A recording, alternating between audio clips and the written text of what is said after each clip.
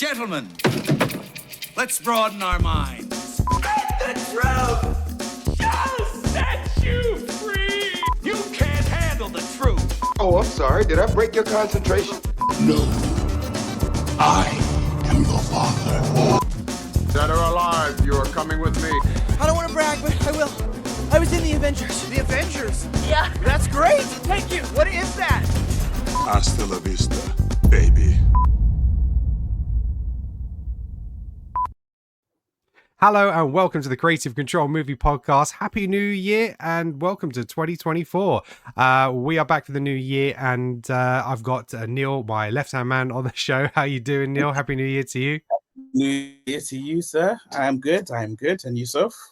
Yeah, very good, very good. Got over nasty colds and coughs and all sorts. The cough is still there, so I'm gonna have to keep an eye on that mute button today as well.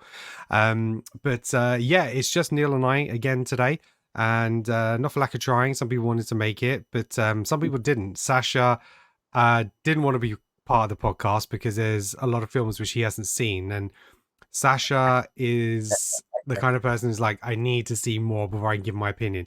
Literally about a week ago, he gave his top films and worst films for like 2022. So he's about 12 months behind on each of his lists. So expect his list next year. Or the end of this year. But yeah, that is where we're talking. We're talking 2023. And we're going to be discussing the worst movies of 2023, or the movies that could have been a little bit better, shall we say. For me, there was some outright awful ones. There were some which were kind of mid.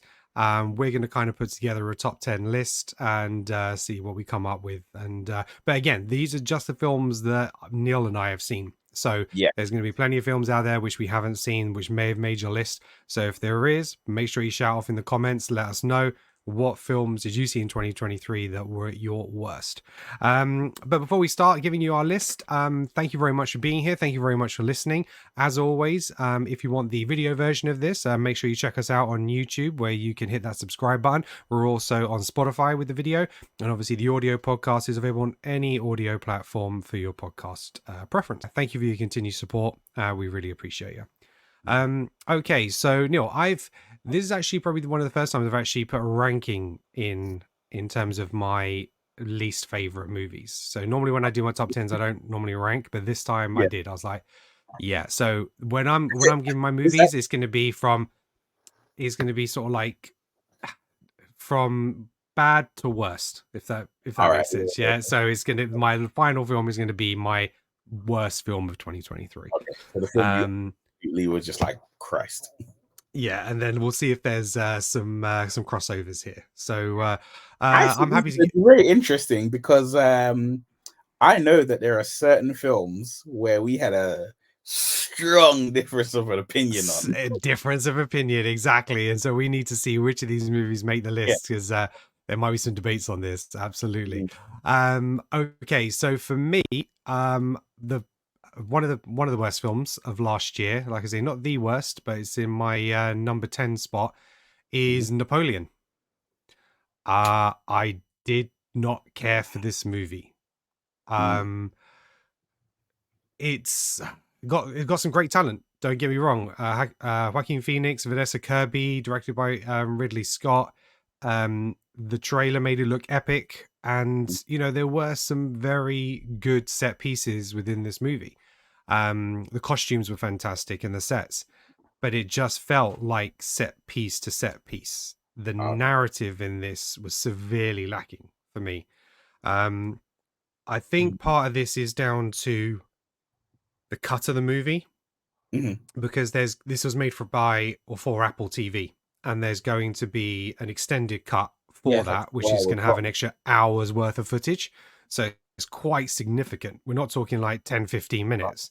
And it really felt like there was huge chunks of this story missing. And it seemed like they were going for a lot of the set pieces to be included for the theatrical release, but the potentially conversational pieces or the heartfelt moments, or nothing made me uncomfortable, nothing made me smile. It didn't give me any kind of reactions, and I came out of this not knowing anything more about Napoleon. I said in my review when this came out, I learned more about Napoleon from Bill and Ted's Excellent Adventure than I did about biopic of Napoleon.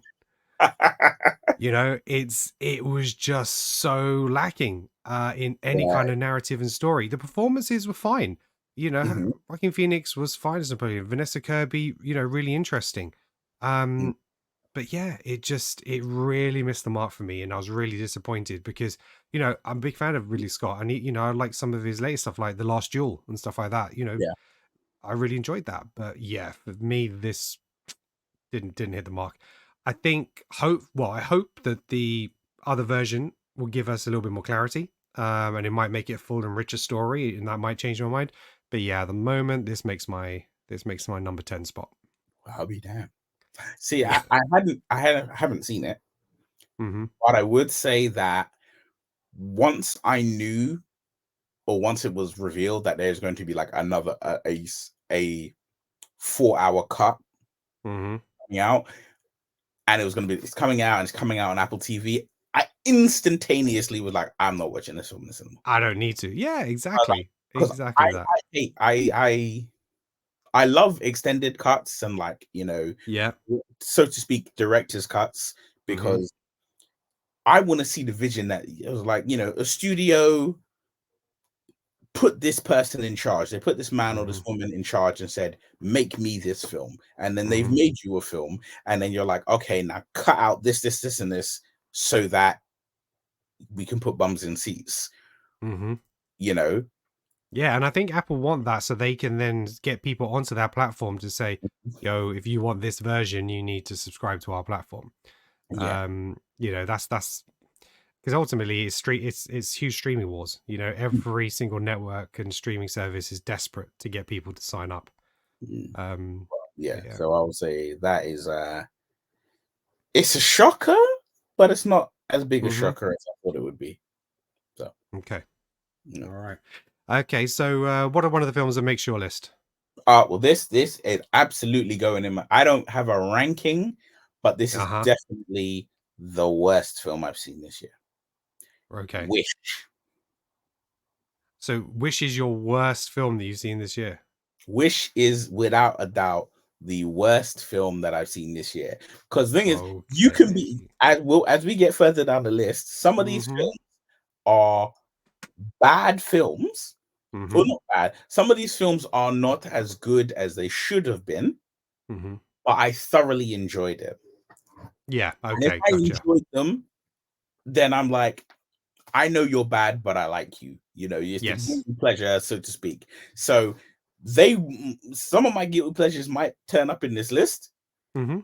but Wish is a film I genuinely didn't enjoy. Like, I Okay, sat there and watched it. what were some of the bits about it you didn't like? I understand. What was it lacking?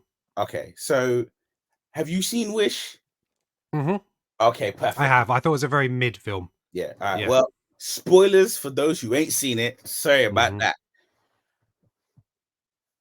This film, the fact that it was like, okay, this is the film that is 100 years of Disney. Here's the film for it, and I thought, okay, cool. And then as I was watching it, I was like, you're kind of in a weird. I'm trying to do something, but not trying to do something way. You try to emulate, I guess you could say, almost like Snow White. Mm-hmm. Which makes sense because Snow White was the first Disney like animated feature film and whatnot. Yeah.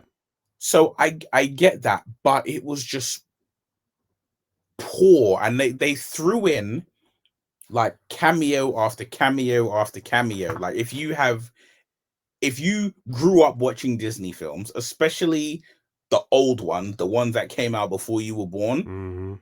chances are you saw 5, maybe 6 characters that you were like, I know where you're from. I remember you. I remember you. And I saw everybody. I saw Archimedes from Sword in the Stone. I saw John, Little John from Robin Hood's. Yeah. You know, I saw Peter Pan multiple times. They even referenced him. They called him Peter. They didn't even. Yeah, they called him Peter. Yeah, and we had loads of the dwarves. Yeah, and we had Dopey and stuff. They had her And 7 friends, and imagine they gave the main protagonist, whose Mhm. name I can't remember. They gave this girl 7 friends, and they literally just made non-dwarf versions of the 7 dwarfs. Yeah, yeah. It was Asher, the main character. Yeah. And I'm just like, this film, I was like, they spent so much time trying to grab nostalgia Hmm. that they missed the whole point of making a movie. Like, it's Yeah. a milestone. You've been around 100 years. Hmm. You know, Celebrate the 100 years by producing a solid movie in its own yeah, right, not trying to say, like the Flash, look at all these cameos. yeah. It's just, So, yeah, I was yeah, like, it was just everything about the film was just poorly done. okay. And I from think, Disney, hmm it wasn't just it was poor from Disney because they've done better multiple times, yeah, yeah, but it was exceedingly poor just as a film because it just looked and felt lazy. Like, this is the yeah. film. Your 100-year legacy at present moment is Wish. That's your 100-year. That's the film that is like 100 years in. We made hmm Wish. yeah, I'm like, yeah, huh? yeah. It's the underlining message was a good one, and but they just didn't build upon it. So it was like you have the conflict of your dreams Mhm. being also a burden, you Yeah, know. And I like that aspect. I was like, that's quite a nice take, because the more you wish for something, it might be a burden holding you back or whatever it is. So, but then it was never really built upon about those other characters. It was just about getting everybody's wish back. yeah. So the actual essence of that wasn't there. But I also felt that it didn't feel very Disney-esque. It You felt know, like a Broadway musical to me. So I don't remember one song. yeah, and that's what I was coming on to. So it felt like a Broadway musical, because normally in a Disney film, when characters sing, they are Mhm. singing to themselves, or they're singing to their Yeah, person that they're with, or at someone. All these songs were like, it was like they were singing to the audience. yeah. And I didn't like that, because her song was very much to the audience. The song Mhm. that she sings with her team when they're making the plan, Yeah. even the bad guy, the villain, he's not Mhm. singing it to anyone. He's just walking around his castle singing it. It's Mhm. like, no, you should be singing it at one. You're venting, or you're Yeah, excited about something his to wife. another character. He should have been singing to his wife. Yeah, right, exactly. So I read it like that. Again, the songs in it were too musical style. Lots of lyrics, like your Hamilton style, even though uh the guy Oh, Lin was Manuel. Lin-Manuel Miranda didn't have anything to do with this. Mhm. But you could see the type they were going for, and so therefore the songs weren't very recognizable when you came out. When you listen to the songs on the soundtrack, they're nice, but they're Yeah. not memorable enough. Disney songs, Frozen, Let It Go, you just it doesn't, you might not remember much about the film, but the songs, Mhm. and I think that was really, really lacking in this. What else did I say?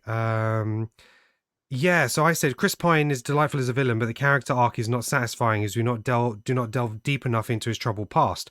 So Mhm. we have this thing where he's like, where a lot of Disney villains are now, they are trying to give them meaning as to why they're doing what they're doing. So he's not just bad for being bad. He's because his family were hurt before. He doesn't want the same thing to happen again, so he's making bad decisions. They never But touched him that well enough. no, exactly. Oh, They didn't pull that thread. like And when. what I would have liked is Mhm. the better way to then do that is because then they made him very much a pantomime villain at the end, where they Mhm. trapped him in this thing, and he's like, "Oh, like I'm really sorry," and stuff like that. The better way to do it would have been for her to convince him that he had done wrong and make him realize the mistake of his ways. Yeah. That's the better message. That's what you want to be telling kids these days, not just, okay, just trap the. Can you change that it's not can you change that person, but make the person realize. And I don't know. I thought they could have done so much more with it, because the hero, or Asher, in the story, Mhm. she doesn't actually do that much. It's No. just yeah. So it was Well, lacking. It didn't make my worst, but I was fairly disappointed for a Disney movie, I have to oh say. yeah, no. There were so many things wrong with that film. Yeah, yeah. It's like a Disney multiverse at the end. Well, Literally the last 10 minutes was yeah, just. I didn't like that at all. Yeah. and it was just it just wasn't Okay. great. It wasn't All great at right. all. Cool. Right, next on my list, we have it's not the worst of the bunch, but well, yeah, it's not the worst of the bunch. But the Meg 2. Meg 2 the trench, or Meg 2 the trench. It's just not a very good I movie. remember. I just wasn't entertained. You know, some of those movies, Jason Statham movies, you can be entertained, and I haven't seen the first Meg. So I don't know if no, I haven't seen Meg. So I don't know if that played any difference into it, but it's not like I didn't it's not like I didn't know going into the movie what to expect. Do you know what I mean? It's like I know what I'm expecting, but yeah, just I mean, look, it's not the worst action movie of last year. I've got plenty more. I got, you know, I've got worse ones than that. But yeah, that just didn't hit home for me. Just yeah. That. What did you think of the Meg? Was it okay for you? Was it a laugh? You know, it was just okay. I think it was better than I thought it was going to be because I expected a complete train wreck. Right. However, this is one of those. I think I would say, yeah, it probably would enter into my worst films of the year. But I thoroughly enjoyed it. It was bad, but I enjoyed it because I was just like, you know, he killed a shark with a helicopter. Yeah, he did. I remember Jaws 2, right? The shark ate the helicopter. Right? And Jaws is smaller than the Meg. Yeah. Yeah. So Like, yeah. You know, like Jaws is Mike Tyson, and but yeah. It wasn't great, but I thoroughly enjoyed it. Yeah, no, and I can understand that. I get that. To be honest, it probably could have been my number 10. But I think I was just really disappointed in Napoleon. And I think that's probably so but I think Napoleon, because of it did have some solid acting, I think that's why it just jumped above it a little bit. And so yeah, I put the Meg 2 there. So what's your next film? My next film is Pearl. Pearl, okay. I didn't see this. So I loved X.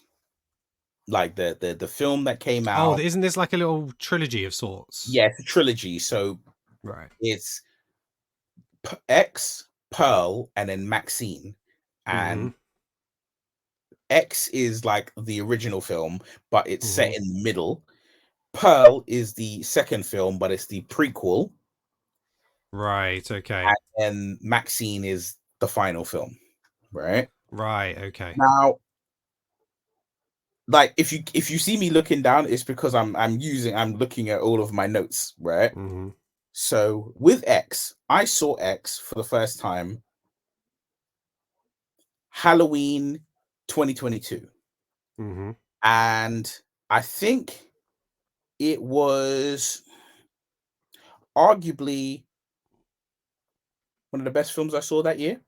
Okay. I haven't seen any of these, so yeah. You haven't seen it? All right. So yeah. No. It was wow. I mean, just wow. I think I might have given it a 9.5, something like that out of 10. It was magnificent as a film. Okay. So when they were like, oh, they're doing a prequel, the prequel's called Pearl, my entire outlook was like, I guess I'm seeing that. Yeah. Right? It's actually 6 months later than the US that we got it over here. So if anyone's wondering why Pearl's on Neil's list, if you're watching in the US, because it came out in like September 22 there. It didn't come out in the UK until March 23 this year. So yeah. Right. I mean, it was just I'm literally trying to look right now. What did I give X? Yeah, 9.5. Oh, okay. Right? Damn. And I was expecting the world out of Pearl.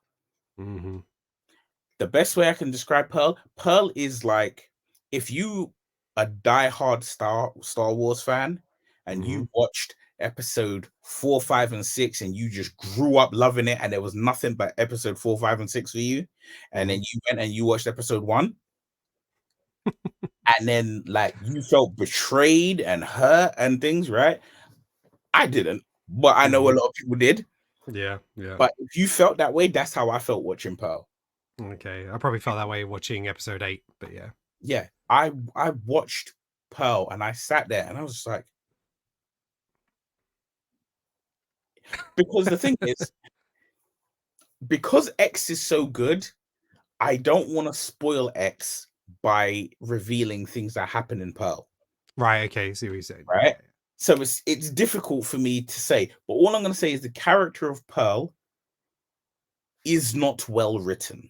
Okay. And because she is literally the driving force of the entire movie, nothing in this movie happens without her. Right. Right? She is the titular character. She is the driving force of the whole film. You are never without her. Okay. It's one of those films where literally, like, there's no scene where it's like, here's someone else and what they're doing. And, you know, there's none of that. You're just with Pearl the entire movie. And she generally is just a poorly written character. Okay.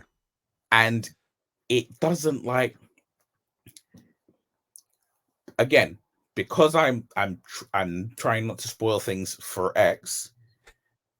It's like there are things that happen in X that you're like, I need to see the origin of this. I need to see the beginning. I need to see how we got here. And they spend an entire movie not showing you how you got there. Right. Okay.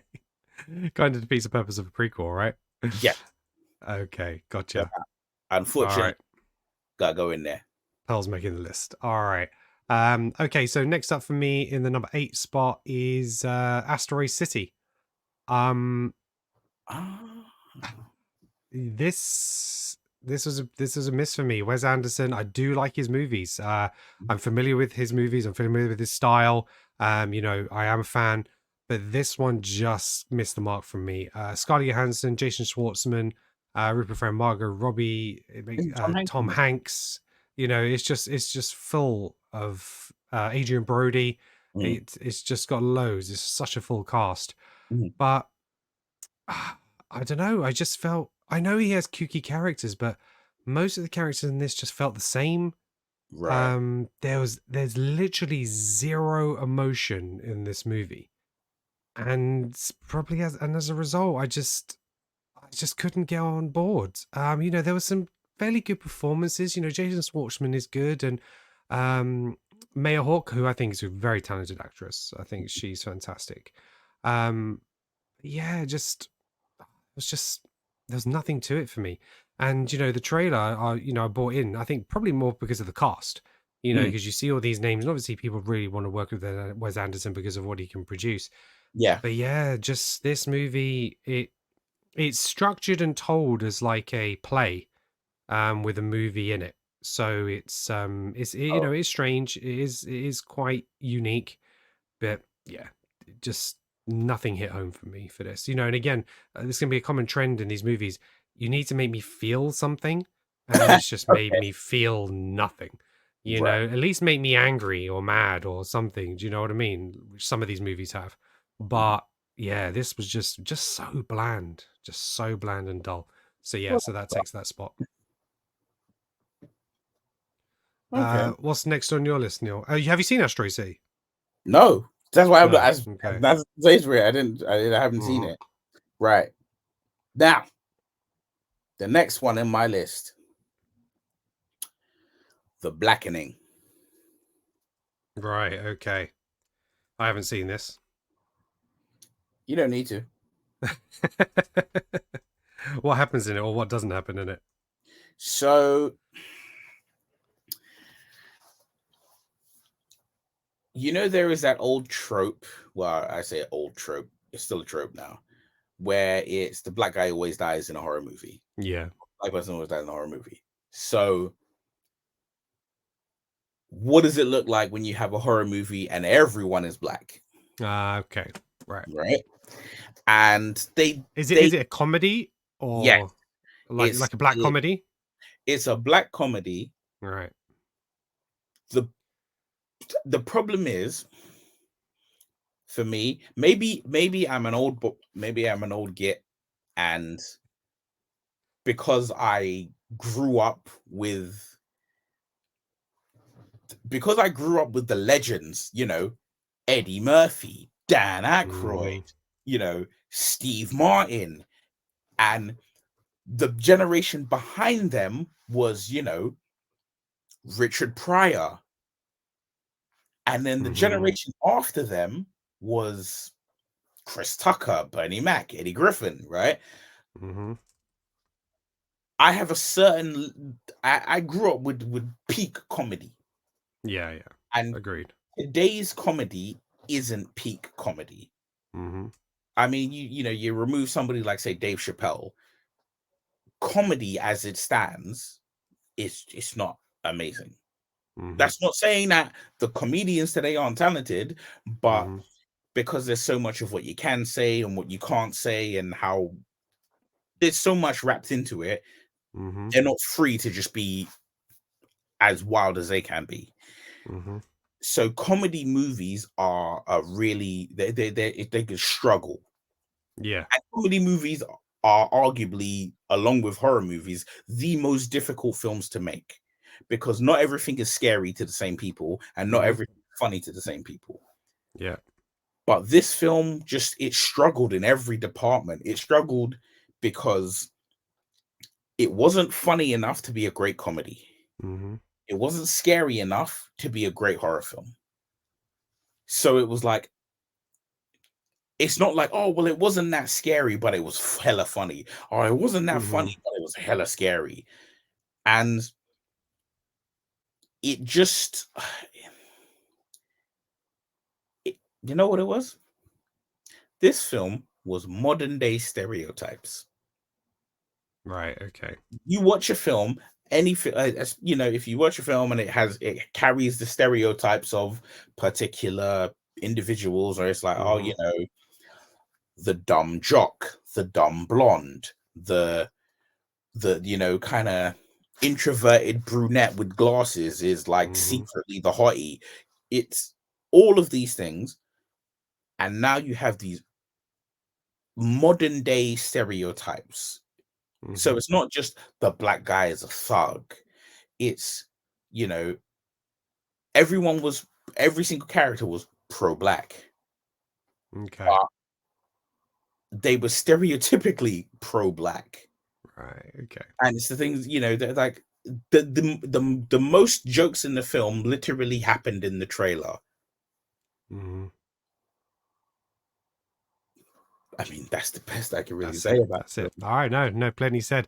Hey, Mm, look, the main thing is, as these are the worst movies, mm. we just know you need to spend a lot of time on them. So that's that's it. Okay, next on my list, and this is probably where we're going to disagree. Leave the World Behind. That takes my number 7 spot. I, yeah, this movie. It's for me. The movie started really well. Right. I liked the premise. I Mhm, like the fact that these people were in a house and kind of put together in an awkward situation. mhm, Um, but to me, the decisions and conversations of these people just weren't natural. After they kind of felt that something was going wrong. mhm, I mean, I know like the phones weren't working or something like that, but mhm, how does this man have a house with no ID in it? Nothing to prove who he is?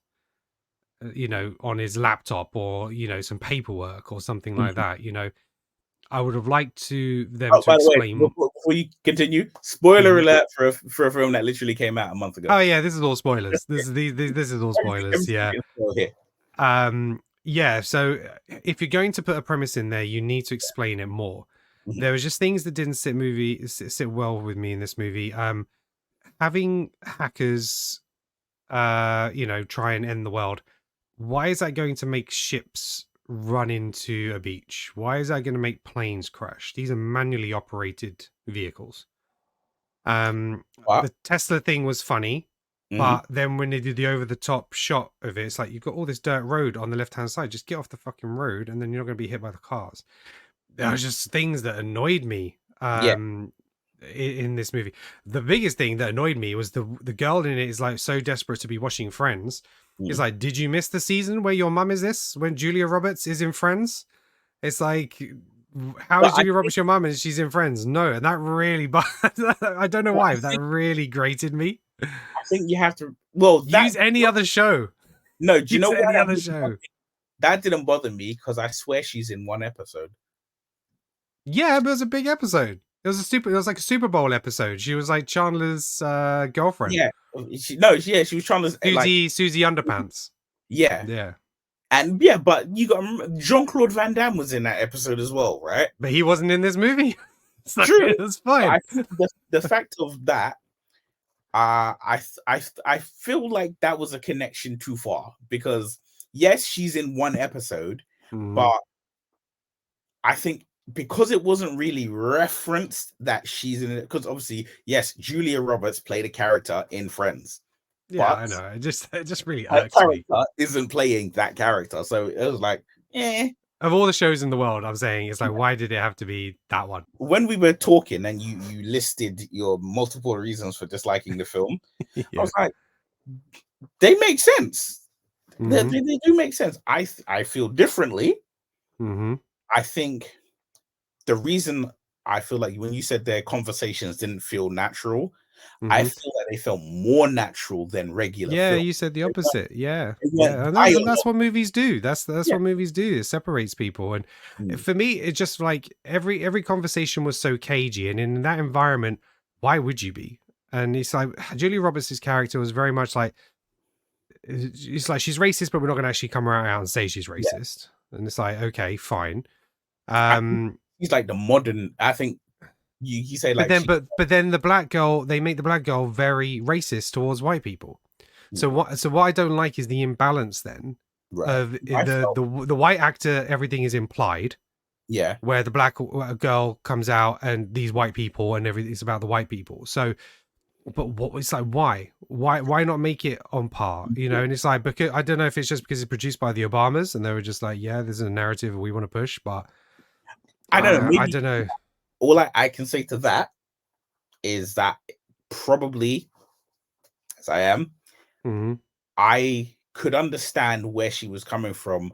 It wasn't that, to me, it didn't feel like she was racist, the daughter. It felt like she was anticipating racism from Julia Roberts, and as soon as she started to receive what she perceived as racism, she was like immediately on the defensive. Yeah, fuck these people. Yeah. She was like, I know you're going to be racist, and I'm just waiting for you to say the certain race. And as soon as she was like, do you have any ID? Do you have this? Immediately it was like, well, confirmed. When in actuality, I think a regular conversation outside of that environment, those two are very similar. They were easily the smartest two people in the movie. Yeah. So I think that was that's kind of how and the deer just wound me up. Just kept showing deer for no reason. Do you know what it is? The deer thing and the ending. The ending was abrupt, but I didn't like the fact that they showed you what went down. I'd rather have left it ambiguous. They actually didn't really know what was happening, and do you know what I mean? It's like, why show that these explosions in the distance and stuff like that? It's just like, it would have made it more intriguing. I wanted somebody to die. It's like there was no stakes. Nothing happened. It's like somebody dies and these people are still having to like live together and try and work this thing out. But there was just no twists and turns that made a difference. He went to, it was a set piece with the airplane thing. But again, why is an airplane just crashing? Why? It has a pilot. They turn autopilot is turned on and off manually by the pilot. You can just turn it off. And so why is there two crash planes in the same spot? I don't know. It just felt like Lost, but not. I don't know. It's just like we posed all these questions, but we're not going to answer them. But not answer them in an ambiguous way. It was just, I don't know. It was just, it just didn't. It frustrated me. All right, but not in a good way. So sometimes it's good to be frustrated and left on a cliffhanger and stuff like that. But they just ended it. And ironically, the most important thing I took away from this movie was the importance of physical media. Which is the best message to have. But it's by Netflix. I mean, what did they not did they not read the script? Do you know what I mean? Netflix started out as love film which was Yeah, I know. physical. It started out doing DVDs, but now it's all about the streaming, and it's just like, you know what? Our That's service ain't Netflix going to mean now, shit when isn't there's a it? power cut. You need your virtual media. I'm like, hard media, and I'm like, you know what? Yeah, I should just cancel Netflix and spend my £18 a month buying a couple of DVDs every month. But hey, anyway, it's I think one of those shows. Some people has made their top 10. You know, my friend Paul Perkins is made his top 10 of the year. You know, and it's like, you know what? Fair Yes. play to you, because movies hit people differently. And that's the whole point. It's about the debate. Do you know what I Yeah, mean? that's, So, that's a bold statement to be top 10 of the year, but but you see what I mean? So, like, I where mean, I it's think I good. didn't like it, you Yeah, thought it was good. He thought it was great. Mix of opinions. There I we mean, go. that's what films- What's your next movie, buddy? my next movie, right? So I've used those two. What number are we on? I've given 4, so it's like the 7th spot. So yeah, you've given 3: Wish, Pearl, and The Blackening. Right, okay. Now I have 1, 2, 3. I have 4 films, Mm-hmm. one of which I actually really enjoyed. So I think I'm gonna leave it, All right, leave it. and I am gonna kind of break the rules because I'm gonna add a film that I actually haven't seen. Ooh, okay. I'm adding House Party. You know what? I wanted to add that to my list, but I didn't watch it. House Party and White Men Can't Jump. Yeah, There they're were 2 movies. together. Boom. Yeah. I was just like, I know these movies are going to be bad, so I'm really not just going to waste my time on this shit. I don't think I heard of like House Party thing until like the trailer dropped, and suddenly I was like, that's the thing. what? House Same Party, as White Men Can't Jump. I'm like, what is this bullshit you're trying to pull? at least you know what? They're tied together as being thrown in there, but I give White Men Can't Jump at least one thing. I give Okay. it one little nod of credibility. I ain't watched it either. I won't do my Woody and Wesley double act like that. So I haven't watched it, but I give it one thing. And the thing I give it is at least it seemed in the trailer to at least be faithful to the original. Somewhat. Right.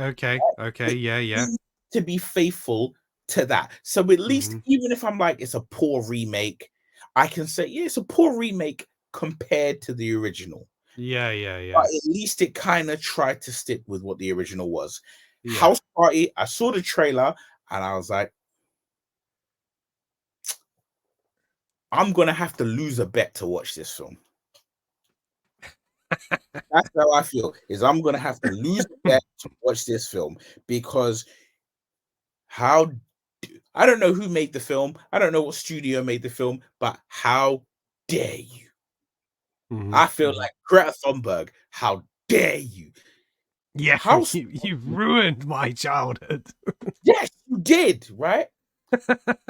House Party is look, House Party isn't Star Wars. It isn't Transformers. It's not something that had this massive global iconic following where there are books, t-shirts, and everything under the sun for House Party. House Party is just a nice movie. Yeah. And it's like if you watched it when it came out, around that time that it came out, it's a movie 1990. that just it was with you the whole time. Even when they made House Party 2, and I was like, I mean, it's not going to be as good as that, but cool, not a problem. I rock with House Party 2. I haven't seen House Party 3 or 4, but like I rock with House Party 1 and 2. And it was just simple. The trailer alone, I was like, are you taking the piss? It was so the trailer alone. If House Party didn't exist, the trailer alone for this House Party that came out in 2023 was bad enough. Yeah. But knowing fair play. the original existed, twee. Fun fact, back in the 90s, I was some people called me Kid sometimes from like Kid and Play. I had my hair going for like side parted, and then I was in the process of growing my hair to be all slick back. And when it was dry, it just stood up, basically. So, I had that white throat. But I anyway. like Right, so my number 6 spot. Oh, this was a bit of a chore to get through, actually. And there's very few films where I pause it, go away from it, and then come back to finish it. Okay. And I was watching this movie, was really disinterested in it. I was bored. I was just like, no, I don't understand. I'm not feeling this. I went Please and made no. some lunch, and I came back, and I was like, I want to enjoy my lunch, so I can't continue watching this movie and enjoy my food. So I'm going to put something else on, and then I'll come back to it. And eventually I came back to it. Rebel Moon Part 1, A Child of Fire. Number 6 on my list. It's not the worst movie, but I just found it lacked originality. The explanation of the world and the world building was poor. There was some bad acting in this, and they could have cut the runtime down by about 15-20 minutes if they didn't have all the slow-mos. I just didn't feel this movie. Again, this is where they're like, oh, there's another version of this, and there's a director's cut, and it's hard R, and it's like, well, why don't you just give me that movie? Why are you giving me this movie then? And I was disappointed. I'm like, you know what? Fair play for Disney and not giving him a Star Wars movie. So, yeah. I haven't seen it, Mm-hmm. but from its inception, fun Mm-hmm. fact for you to show how much for you audio listeners and visual watchers, fun fact, this is to prove that like the posters and paraphernalia behind both of us isn't for show. We really do Yeah. invest into films. It's not green screen, it's physical. It's Rebel physical. Moon was originally supposed to be a Star Wars film. Yeah. And it was originally supposed to be Star Wars / Zack Snyder's take on Seven Samurai. Yes. Or for those who ain't watched the film in Japanese, The Magnificent Seven. The Magnificent Seven is a remake of Seven Samurai. Seven Samurai is the film, and that is what which Star Wars itself heavily takes from. You know, that was a big inspiration to George Lucas. Yeah, Kurosawa's films, Akira Kurosawa. And Dune. Yeah. So I still have high hopes for this film. I mean, in the WhatsApp group, you guys have like butchered this film, and I've tried to like avoid reading anything you guys write. Yeah. The general consensus is it's not a good film. Yeah, look, some people will enjoy it, okay, and I think some people will be like, you know what, it was entertaining, it was fine, but I think, you know, I have liked a lot of Zack Snyder stuff. I can't lie. You know, I did. 300, Watchmen, really enjoyed those. Man of Steel, I enjoyed. BVS, I did not enjoy. The Zack Snyder's Justice League, I really enjoyed. So, there has been a few mixed bags. Like there was Sucker Punch, which was okay, and trying to think of some of the others that he's done. But he does have a style, and I appreciate that. It's the writing in this movie. It's the story. It's the characters. The visual style. It was fine. It was fine to look at. It was some good effects, and didn't look bad at all. But there's some scenes which you can very much see. It's like green screen behind a physical set. That's fine. But it's it's just the characters and story, and the acting. Unfortunately, just kind of it was a bit of a miss for me. But yeah. Look, but hey, if you enjoyed it, great. And Neil, I hope you enjoy it, because I don't wish a bad movie on anyone. One thing I will ask, because hopefully I'm going to watch this movie tomorrow. Okay. But I haven't yet. But I have one question, because I've heard it too many times. Is it true that this is like, the Wolverine when the theatrical cut has no blood? Is that accurate or not? Yeah, I think so. Yeah. So Rebel Moon has no blood. Like if people get shot or stabbed or whatever. I don't believe so, because it's kind of lasers and swords and stuff, and okay. So so I don't getting shot as in like light swords, not like metal swords. So it's Yeah, I don't remember there being any blood, but you know, I could have zoned out when it happened, so All I right, could or fell asleep. Who knows? But yeah, that's the only thing. but yeah, But if you're saying this, all right, so I'm prepared for that. okay, all right, right, Ross, your next film, buddy. Right. Is this my last pick, or I got one more after this? No, you got another. We'll go through our whole list, because All I've right. got another 5 movies, and then we'll make our combined list. So yeah, All right. Saw X. okay, yeah, I didn't bother with that. I don't think I've seen a Saw film since 3 or 4, maybe. As much as I love horror, the Mhm. last Saw film I saw prior to Saw X was, I believe it was either Saw 4 or Saw 5. It Okay. was whatever box set came out, and it had the puppet's face Uh-huh. on it as a box set. That was the Right. last one I watched. Okay. And I just thought, okay, yeah, you know what? You don't really need to continue, but you're gonna continue. You're gonna wear the series Mhm. down. It's a horror film. That's what happens with horror films, for better or worse. But I saw X, and I thought, if this film is good, I will revisit the 5 that I haven't seen, or the 4 that I Right, have. yeah, gotcha. This film is awful. I'm sorry. I personally hate having to say a film is shit or bad. Yeah, I yeah. try to never say a film is shit. Even if I review a film, I say the good and the not And the so bad. good. I don't Yeah, wanna- that's it. I don't even like to say the bad. That's true. You don't say the bad, you the good, not so good. It's very true. This film is bad. Bad, right? I I'm what right in saying that the poster with the tube lights going into yeah. the eyes is not even in the movie, right? No, it's in the movie. It is Oh, it is. I'm sorry, spoilers. It's a figment of his imagination. Oh, right. Okay. He Right. literally he sees someone doing something that they shouldn't, and in his head he thinks, if I caught you, what would I do? And the eye thing, that's what he Mhm. would have done to them. Right. So Okay. it ain't even a real thing that happens, right? So your whole poster is just these eye things was just because they made an X, which makes 10, right? Hmm. I was like, good gracious, this is horrible. Mm. And it was like, so when I watched the Saw films that I have seen, Mhm. John Kramer is the villain.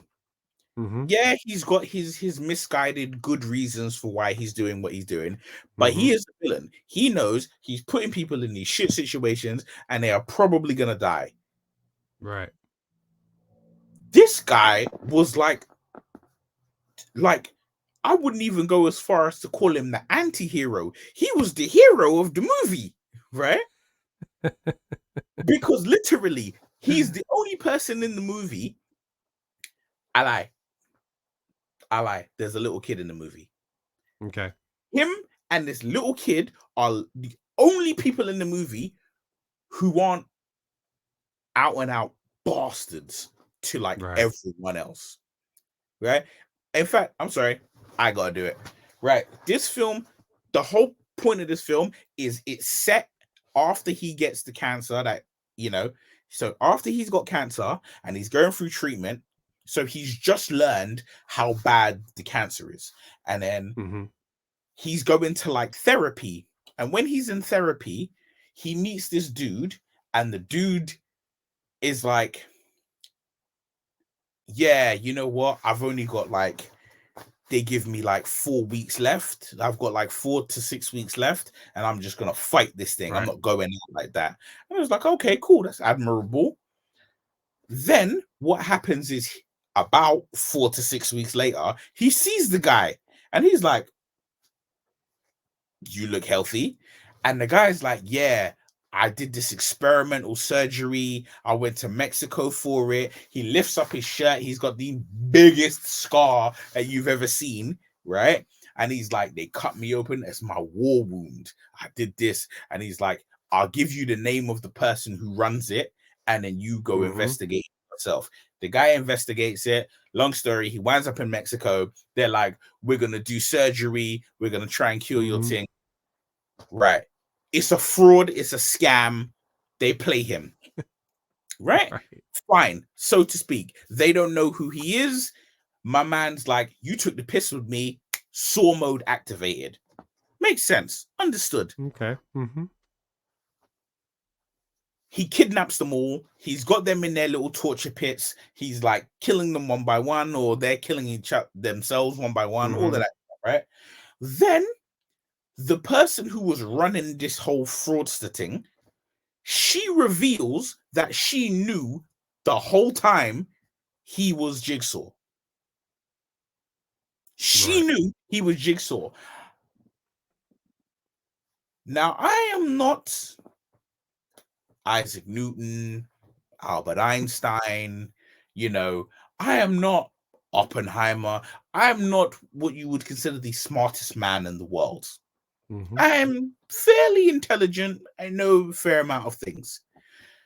I know just enough to know that if I had the world's most notorious serial killer lying half in and out of consciousness on my table, that motherfucker ain't waking up. It's a fair thought process, yeah. Right? I'm robbing this guy. I'm fraud. I'm stealing his money, knowing who he is and what he does. The man ain't making it off the table. No. Right? Fair play. And it's ridiculous. It is absolutely ridiculous. And you know what it is? So is Wish worse than this then? I'm gonna say yes. Wish is worse than this. Oh wow, okay, right. Wish is one film, right? Wish is one film, and they screwed it up on the first try. Okay.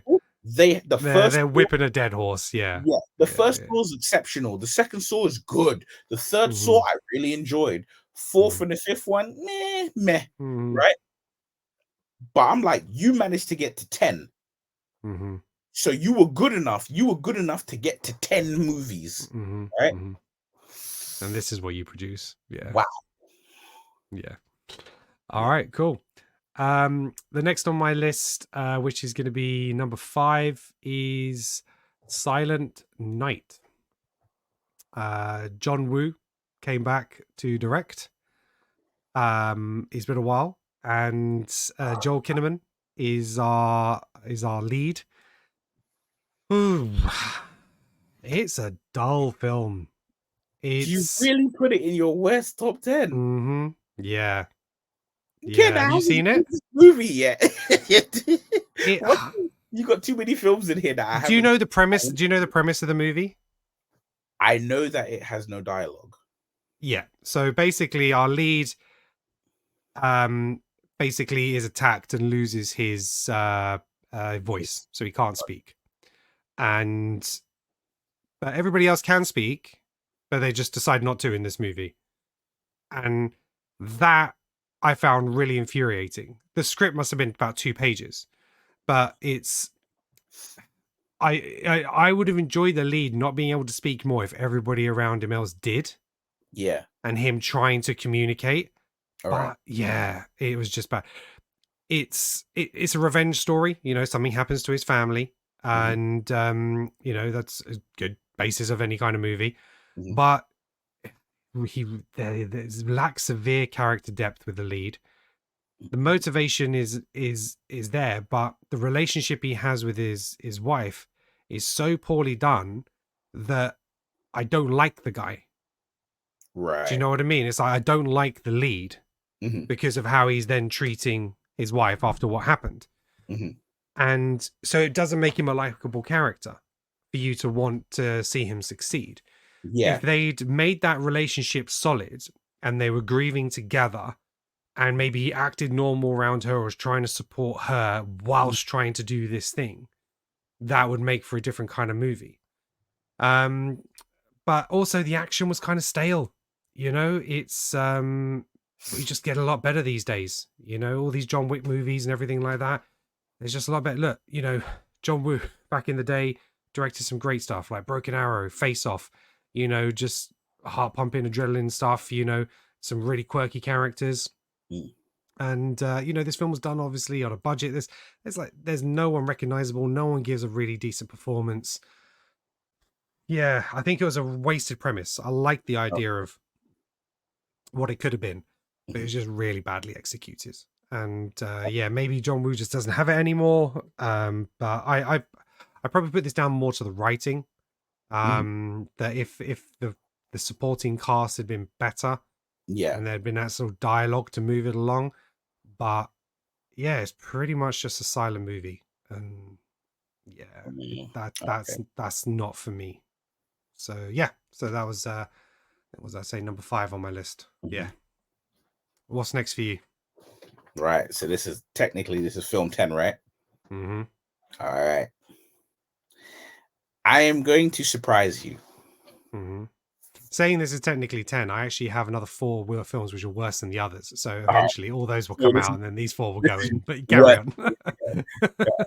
So I really liked this film. Okay. But this is a bad film. Right.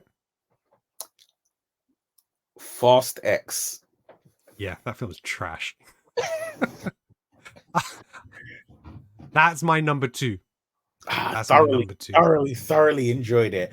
Because man, that hurts. I walked in there knowing what to expect, and I did, but it was still worse. that's what I couldn't understand. After number 9, I'm like, I know where the bar is now. I know, I understand. And they still went below, and I'm like, how? How do you go?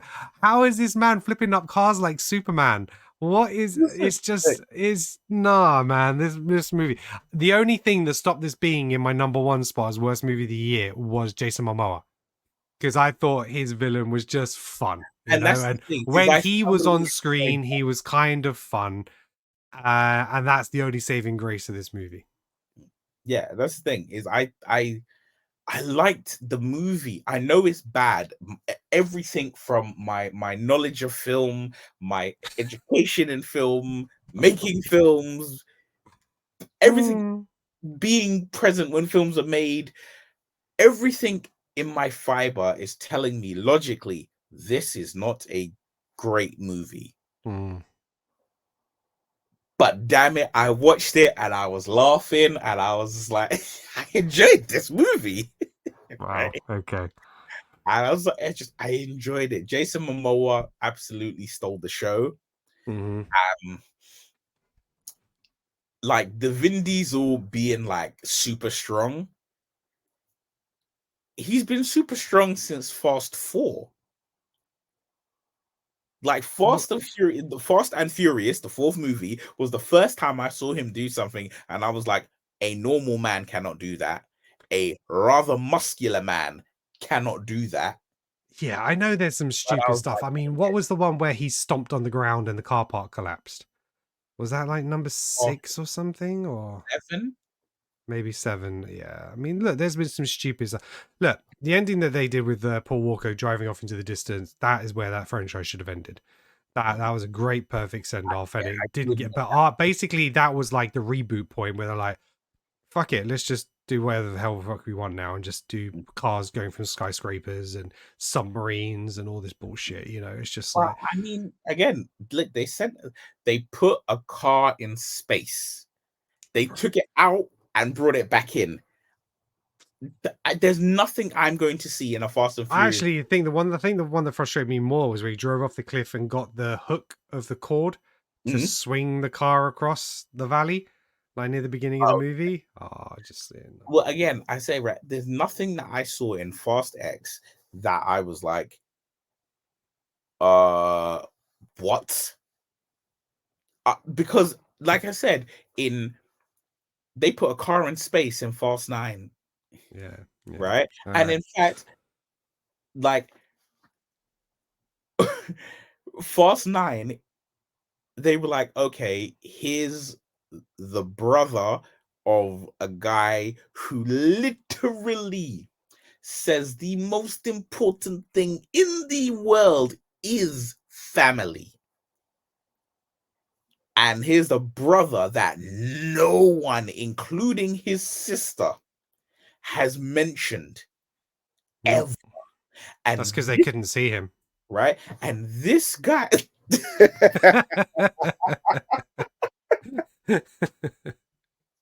yeah.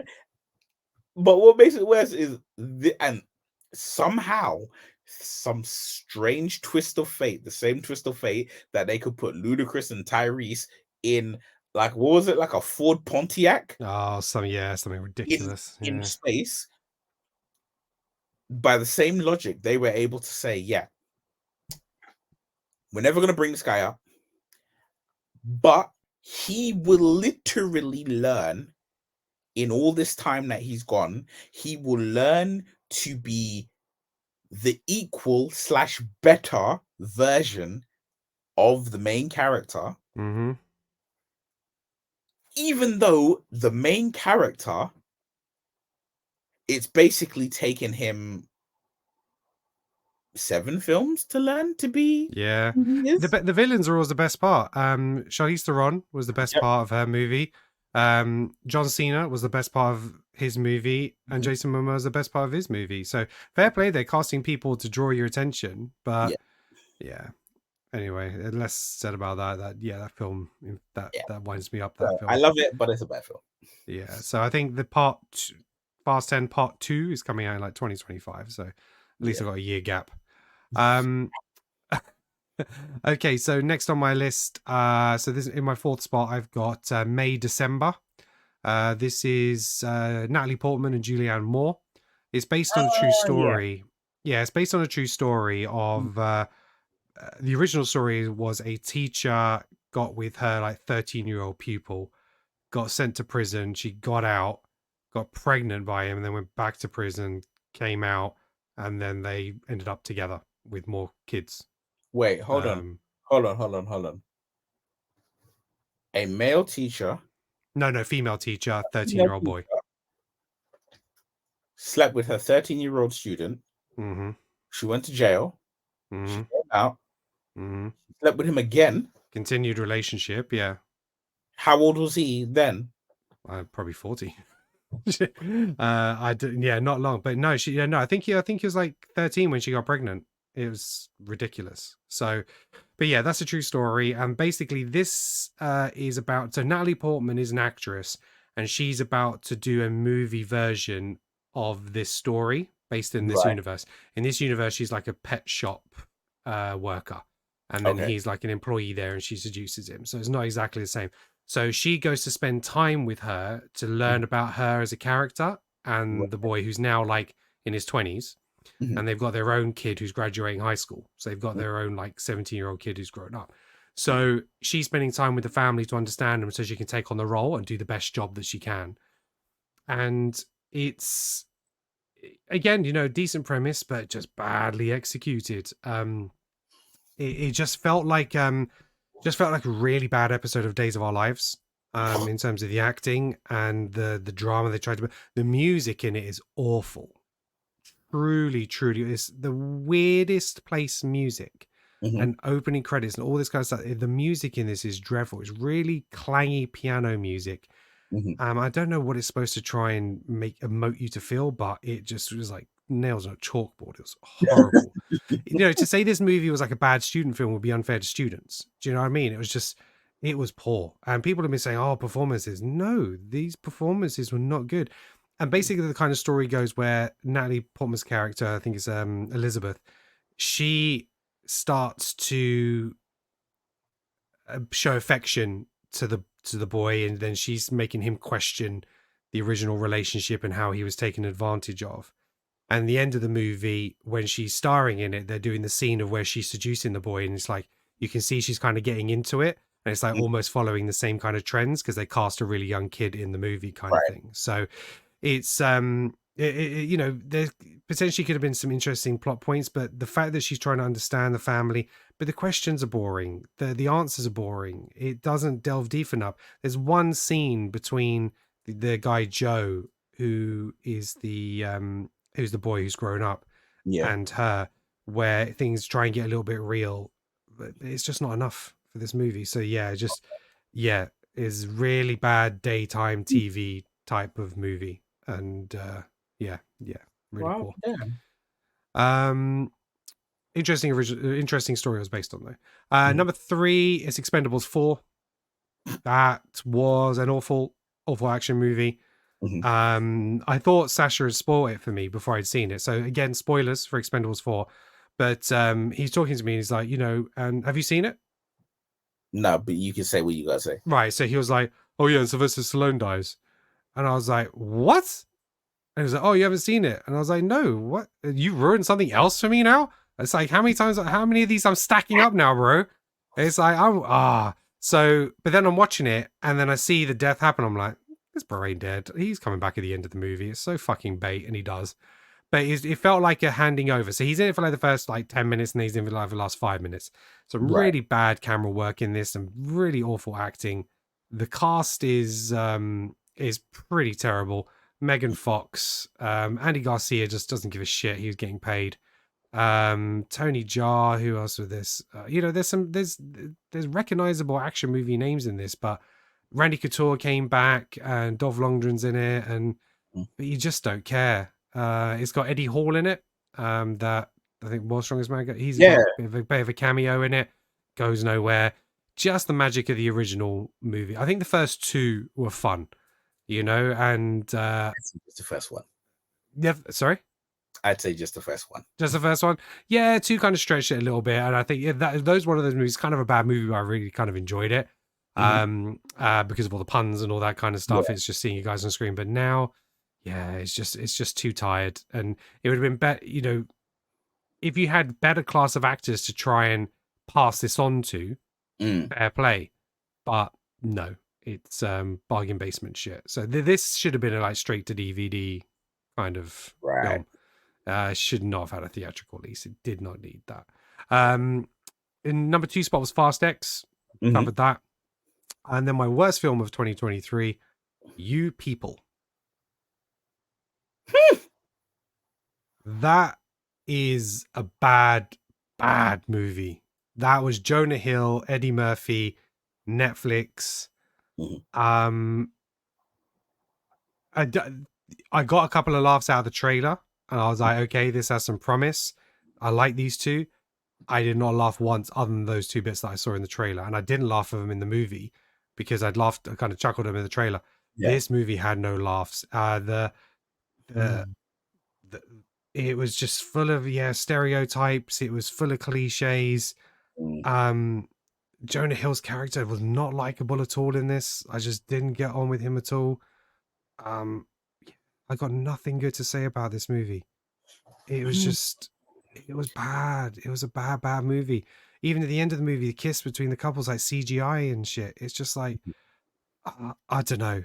I don't know what this film. It's kind of a take on like what's that film called? It's like Bringing Someone to Dinner. It's Guess Who's Coming to Dinner. Sidney Poitier. Guess Who's Coming to Dinner. Yeah, so it's kind of almost like a little bit of a take on that because it's like the parents and trying to win the approval and stuff like that. But yeah, just the dialogue was just so poor. And Eddie Murphy I don't know. He got paid, obviously, and he didn't care. He did not care. Have you seen it? Yeah. What did you think? Did you enjoy it at all? I mean, I enjoyed it, but I think when you were like, "Oh, it's a bad film," and I was trying to remember it, and all I remember, really and truly, is like when Ezra Miller's playing basketball, and the basketball scene, right? Yeah, that is it. But I remember watching it and enjoying it. Nah, I think it was so forced. I felt the humor was so forced. I felt like it wasn't memorable enough for me to classify it as bad. Like every film that I've listed, I pick out the problems of these movies. But it was just like I watched it and I was just like, I've watched it. Just what? Yeah, no, that frustrated me. Again, it frustrated more than any other movie in terms of the time I'd wasted watching it. That's how I felt about it. It's just like you say, like Fast X, Jason Momoa made a couple of humorous things in it, and it's like, fair play to that. If you can get something out of it, then great. But this movie, I absolutely got nothing out of. So Yeah. that was my number 1 pick. So in terms of a creative control top 10, I've got What up? your I got I got go. two other. Go, These go, go. two, I was like, I'm comfortable to leave them off the list, Mm-hmm.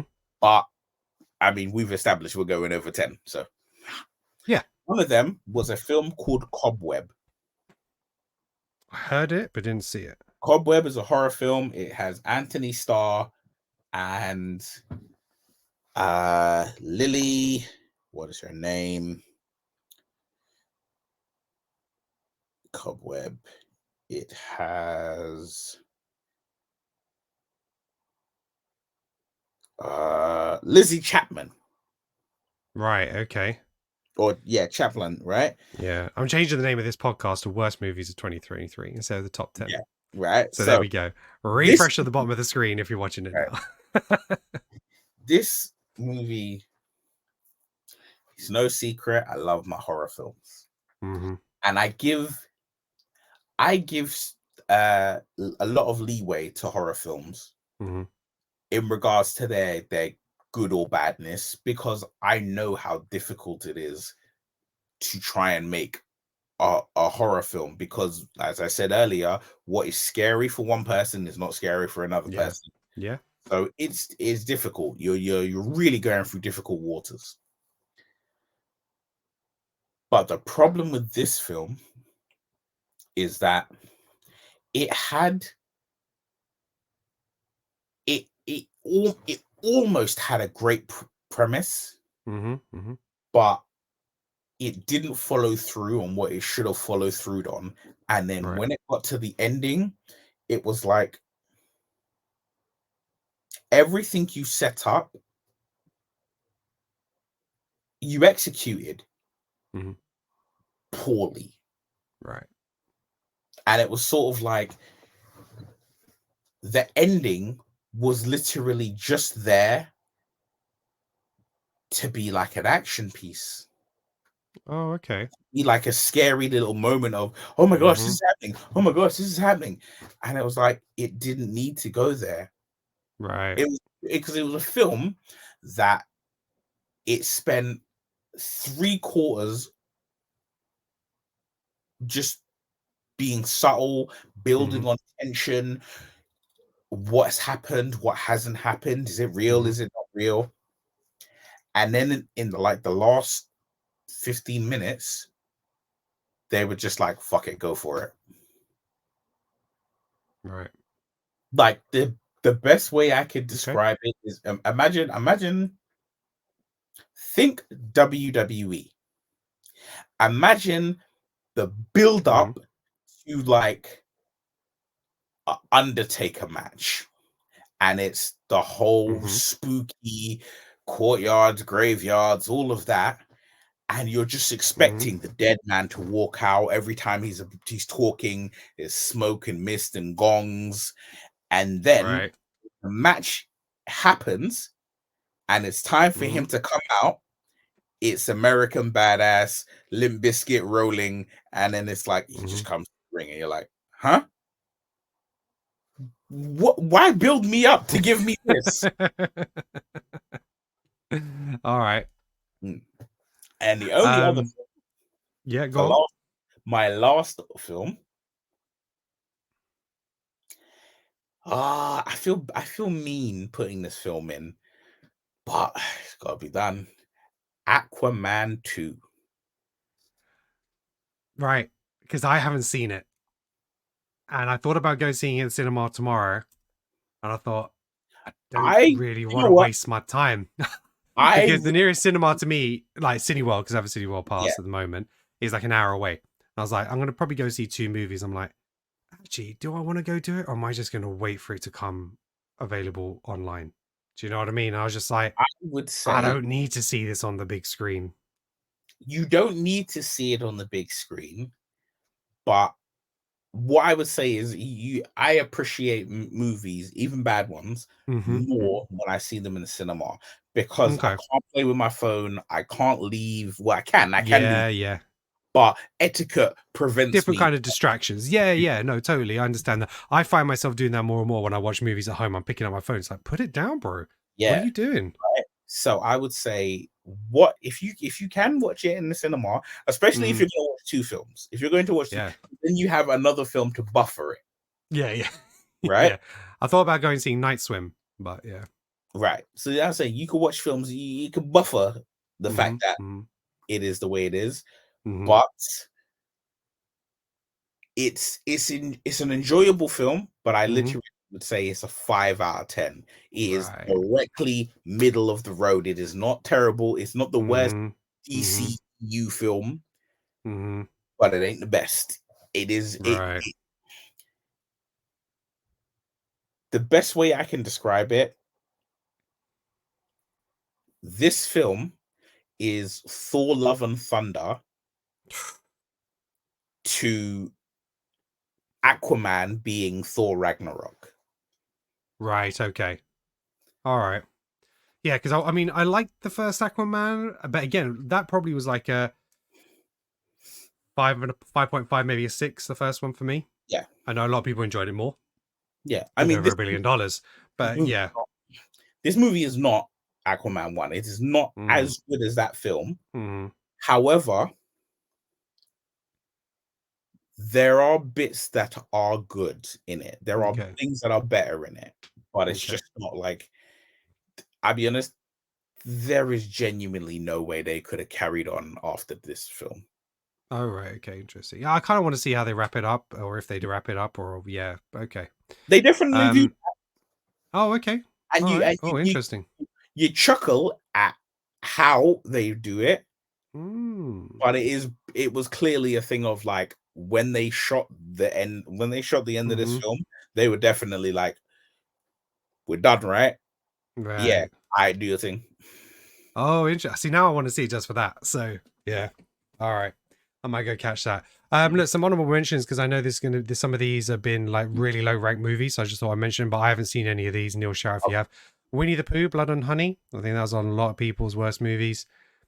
Children of the Corn remake. Love Again, romantic comedy. Mm-mm. That's with Priyanka Chopra Jonas. Okay, no. My Big Fat Greek Wedding 3. Exorcist the Believer. Oh, sorry, The Exorcist Believer. I'm so disappointed in that. I haven't watched it, Mhm, but when you've got John Carpenter, mhm, who is literally like John Carpenter is like, if you say, I don't know, if you say Wes Craven is like mhm, the all-time heavyweight champion of horror movies, mhm. John Carpenter's like the all-time heavyweight intercontinental champion of Right. of horror movies, right? He had put horror films, he made some of the genres that you love, he made them, right? Okay. When you've got him saying, "How do you fuck up The Exorcist?" Mhm. I'm Well, like, I tell you why. You get the director is David Gordon Green. So the director you get is the executive producer on Halloween Kills and Halloween Ends. That's how you make a bad Exorcist but movie. he also is the executive producer on Halloween. Yeah, no, I know. Which is good. That's a good movie. So But it's yeah, like, the other two. Yeah. Um, what else did we have? Oh, I've clicked off the page. Five Nights at Freddy's. Haven't seen Heart of Stone. Was that a Netflix oh one with yeah, Gal Gadot? I saw that. Is that all right? I mean, again, it's very easily forgettable, but Mm-hmm. actually Mm-hmm. thinking about it, I'm like, as we're just saying it's not the top 10, as we're just saying it's Mm-hmm. not great movies of 2023, I think it Mm-hmm. deserves to go in there. Okay. Pet Cemetery, Bloodlines, Murder Mystery 2. One that I see on a lot of people's list, well, I think is a little bit harsh, is 65 with Adam Driver. Now, I know it could have been better, but I think, yeah, I don't think it's a top 10 worst movie for sure. I think that's kind of harsh. Ghosted, that's had really bad reviews. Chris Really Evans not and Anna de bad. Armas, I mean, right? what? Okay, I haven't seen it. You know what? I enjoyed Ghosted. I think I gave Ghosted, let's see, what did I give it? Because Ghosted was not like a terrible film. It just wasn't. Mm-hmm. It's not a super good film. It's not like I'm gonna remember this forever. It Yeah. was. I gave it 6.5 out of 10. It was Right. all Okay. It was all right. Okay. Magic Mike: The Last Dance. We had Peter Pan and Wendy. Jude Law. That was straight to Disney Plus, I think, and I don't think I've seen that. The Mother with Jennifer Lopez. oh yeah. Insidious: The Red Door. How dare you? People who said that movie was terrible. How dare you? That movie was I gave it a 7.5 out of 10. All right. Okay. I enjoyed meeting them. Obviously, it's not the Insidious movie. It's not the one. Yeah. You say, yeah, this is the movie, but it's good enough. All right. And another one was Hypnotic with Ben Affleck, Robert Rodriguez, which again I thought was all right. It wasn't a top 10. It wasn't a worst movie for me. Yeah. But yeah. So those are some other mentions. But You know yeah, what? the rest of the movies again were good. Good, average, and better. So there wasn't a huge amount of terrible movies this year. So yeah, fair play.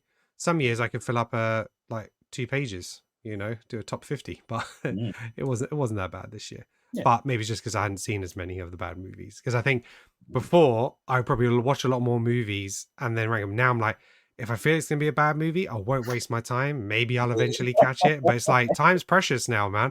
And it's Mm. just I ain't got time to waste on this. Actually, something that was interesting is we were talking about obviously White Men Can't Jump and stuff like that. So You People was written by Kenya Barris. Yeah. And he also did the screenplay and story for White Men Can't Jump. Original or this one? I just said screenplay and story by, which normally means he's done both, but I'm looking this up because so yeah, because he did Blackish, which I know is a popular TV show. and it is very good. He's like creator of it. Right. But yeah, then he's on You People and White Men Can't Jump Right. and Grownish. I'm currently looking at the White Men Can't Jump original, right? And let's see, writers. Nope, it wasn't. So this Kenya, you just have this one. Kenya Barris, yeah. Kenya Barris, you just made this one. You just made the list twice. You're on this list twice this year. Okay, so just gave you a quick rundown of our films. So I had Napoleon, Meg 2, The Trench, Asteroid City, Leave the World Behind, Rebel Moon Part 1, A Child of Fire. The movie was not. Silent Night, May, December, Expendables 4, Fast X, and You People. Neil had Wish, Pearl, The Blackening, House Party, throwing White Men Can't Jump there, Saw X, Cobweb, and Aquaman 2 is an honorable mention, maybe. Yeah, it's an honorable mention. I was like, I watched it and I was like, you fit in line. It's not the put it this way, I put it in there, but I'm like, it's not even the worst DCU film. Well, yeah. So what's the worst DCU film for you? Birds of Prey. Okay, mine's Wonder Woman 84. Oh no, I take it back. Wonder Woman 84. Sorry, forgive me, Harley Quinn. Your movie wasn't amazing, but wow. Yeah, It ain't no Wonder Woman 84. You know what? Wonder Woman 84. To say how bad this is, Wonder Woman 84 was so bad. It was the first film that I openly said this film is shit. I think that's the first time I'd said that about a film since 2016. Wow. See, right? Neil's got a lot of love, man. There's not a lot of hate in this man. Right? 2016 I was like, I feel bad about calling films shit. I'm just saying it wasn't for me, or I didn't think it was that good. Right? I watched that and I was done, and I was like, that's some shit. Oh dear. Okay. Well, look, watch that in the cinema. Yeah, no, exactly. I think, I watched it at home because I think it came out Boxing Day. It was like COVID movie, wasn't it, or something? Yeah, it So, was a COVID movie, so it literally came out during like lockdown. So it was like that and Mortal Kombat, and I was like, yeah, this was shit. yeah, it was so bad. It was so bad. All right, well, thanks very much for listening and watching. Really appreciate you. As always, please just make sure you hit that like and subscribe button and hit that bell to get notified.